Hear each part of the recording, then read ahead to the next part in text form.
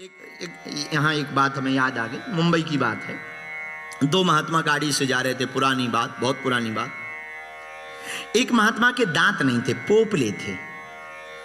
अब यहाँ ऑस्ट्रेलिया में तो लगवा लेते हैं, हमारे भारत में पोपले थे बेचारे, दांत नहीं थे, टैक्सी पे बैठे थे। बरसात का महीना, बरसात के महीने में टैक्सियां चली जा रही थी। एक टैक्सी वाला रहा होगा तुम्हारे ही बीच का, गया होगा बिस्ब्रेन का। आप लोग नहीं हैं, अपने ऊपर नहीं ले जाना है, क्योंकि 2-4 घंटा अभी हमें रुकना भी है, कल तक तो रुकना ही है। तो वो टैक्सी पे बैठे थे महात्मा, खिड़की की तरफ मुंह किए थे। बरसात का मौसम, हल्की हल्की टिम-टिम बूंदाबांदी बारिश हो चुकी थी, पानी भरा था रोडों पर। अब देखना जीने की कला कैसी होती है। रोज तेज गति से दूसरी टैक्सी निकली, और जैसे ही निकली तो टायर का पानी उछटा महात्मा के मुंह में पूरा चला गया। कपड़ा तो गीले हो ही गए, मुंह में भी बेचारे पोपले थे, दांत नहीं थे, पूरा भर गया। तो जो ड्राइवर गाड़ी चला रहा था बड़ा नाराज हुआ, हाँ हमारी गाड़ी पर पानी डाल दिया, मैं अभी देखता हूं। महात्मा बोले रोको रोको रोको, आज तक हमने चरणामृत बहुत पिया,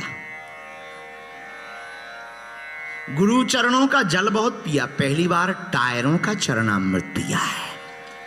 सब हंस गए, महात्मा भी हंस गए, वो भी हंस गए, और ड्राइवर भी हंस गया। और देखो बात भी बन गई, और ड्राइवर ने फिर उस ड्राइवर को कुछ नहीं बोला। जीवन जीने की कला ऐसे सीखनी है, तो कुछ उल्टा भी हो जाए ना, उसमें भी प्रभु को धन्यवाद देने का रास्ता खोज लेना चाहिए। बोलो जय सिया राम। यहाँ तो बड़ी आफत, कोई धक्का भी दे दे तब भी फाइन हो जाता है। इस देश में तो आप धक्का भी नहीं दे सकते हो। तो हम लोगों को लेकिन जीवन देखो, जीना सीखना है। क्या सीखना है? जीना सीखना है। और जीना सीखना कथा से ही आ सकता, और जीवन बहुत विनम्र तभी हो सकता जब तुम्हारे जीवन में विवाद की जगह धन्यवाद को स्थान प्राप्त हो जाए। अब वो किससे संभव है? जरा जोर से बोलो, किससे संभव है? हनुमान जी से संभव है। किससे संभव है? क्योंकि विनम्र श्री हनुमान जी महाराज हैं। बोलो हनुमान जी महाराज की। एक बात और, जो अंदर होगा वही तो बाहर निकलेगा। आप मूली खाओ, मूली, अच्छा भयंकर मूली के पराठे खा लो तो क्या निकलेगा? डका राम राम, मूली की ही डकार आएगी। हाँ जी, बगल वाला कह देगा अरे यार मूली खा के आए हो क्या? हाँ मूली खा के। तो जो अंदर जो खाओगे वही तो बाहर निकलेगा। जो अंदर होगा वही। एक घटना और घटी, हम आपको समझा दें, समझने की बात है। एक बार ऐसे एक घटना घटी। एक बार एक अमीर आदमी एक सज्जन के घर आने थे, तो वो 2-3 दिन से अपने बेटे को समझा रहे थे। वो जो घर आने वाले मेहमान थे वो अमीर थे, लेकिन एक गड़बड़ी थी, उनकी नाक बड़ी थी। नाक बहुत बड़ी थी। इन्होंने सोचा कि अगर वो आएंगे, नाक भयंकर बड़ी है और हमारा छोटा बेटा खतरनाक है, कहीं कह ना दे आपकी नाक इतनी बड़ी क्यों। और सच में इतनी बड़ी थी कि मुंह में सिर्फ नाक ही दिख रही थी, और कुछ लग ही नहीं रहा था कि आंखें भी हैं कि नहीं हैं, भौएं कहाँ हैं। नाक ही बड़ी थी, पर बेटा खतरनाक था। बेटा को समझाया, सुनो मेहमान आएंगे, तुम सब कुछ बात करना, सब देखना, उनकी नाक की तरफ मत देखना, बात ना बिगड़ जाए, अमीर आदमी है, काम करवाना है। बेटा भी बड़ा हैरान कि आए हैं नहीं, 3 दिन से समझाए जा रहे। बेटा छोटा था, नहीं बोलेंगे पापा, नहीं बोलेंगे। और पापा मम्मी दोनों समझा, सुन परसों मेहमान आना है, नाक मत देखना, बाकी सब देखना। अब मेहमान आए, माता पिता दोनों डरे, और बेटा भी, अच्छा बच्चे तो बच्चे ही हैं, जो चीज को रोक दो वही गौर से देखते हैं। ना रोकते तो शायद ना देखता, पर अब 3 दिन से लगे नाक, तो बेटा भी गौर से देखे, पलक तक ना मिलका है। माता पिता की वाइब्रेशन मोड में शरीर, कि कहीं ये बोल ना दे। खूब टालें टहकाएं, पर बच्चे तो बच्चे ही हैं, वो नाक ही देखे जाए। भोजन हो गए, चाय की बारी आई, अब सब काम निपट गया। पिताजी ने सोचा जाने दो मेहमान को, फिर बताते, हम इसकी खबर लेते। कहा था देखना मत, पर ये बंद ही नहीं कर रहा देखना। अब वो भोजन करने बैठे, ये देखें एक टक।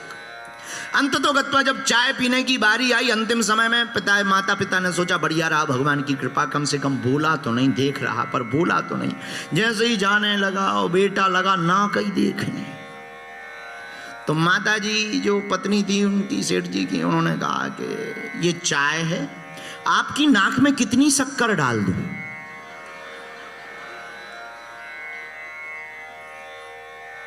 बोलना था कप में, लेकिन वो नाक ही नाक दिमाग में भरा रहा। नाक ही नाक 3 दिन से चल रही थी, एकदम नाक। तो जो अंदर था वही बाहर निकला, बोला आपकी नाक में कितनी शक्कर डाल दूं?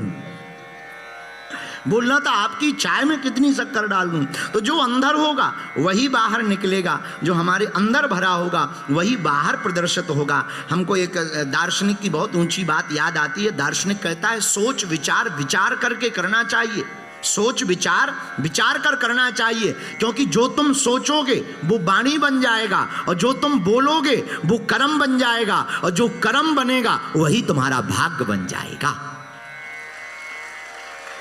इसीलिए सोच विचार कर विचार करना चाहिए। और हनुमान जी से हमें ये दूसरा लक्षण सीखना है कि हमें विचार भी विचार करके करना चाहिए। हनुमान जी विचार करते हैं, मन महु तरक करे कपि लागा।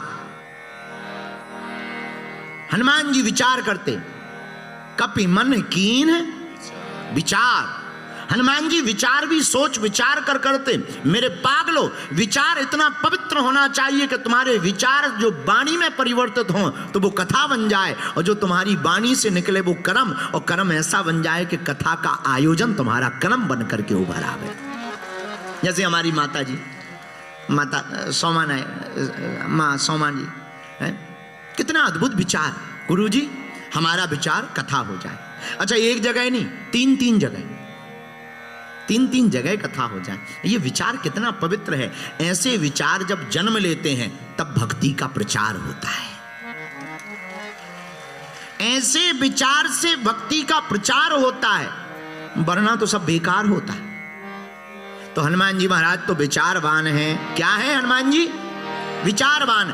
हनुमान जी धन्यवाद भी देते और हनुमान जी विचार भी करते। राम राज्य के नायक हनुमान जी से दूसरी शिक्षा हमें लेनी है, विचार सावधानी पूर्वक करना है, और जिसका विचार पवित्र होता है उसी का प्रचार भी पवित्र होता है। एक बात और मेरे पागलों नोट कर लेना हनुमान जी से सीखने बात, योग श्रद्धा सिद्धि की ओर ले जाती है। श्रद्धा सिद्धि की ओर ले जाती है। जैसी श्रद्धा होगी वैसी ही सिद्धि प्राप्त होगी, और श्रद्धा पवित्र होगी तो सिद्धि भी मिलेगी, प्रसिद्धि भी मिलेगी।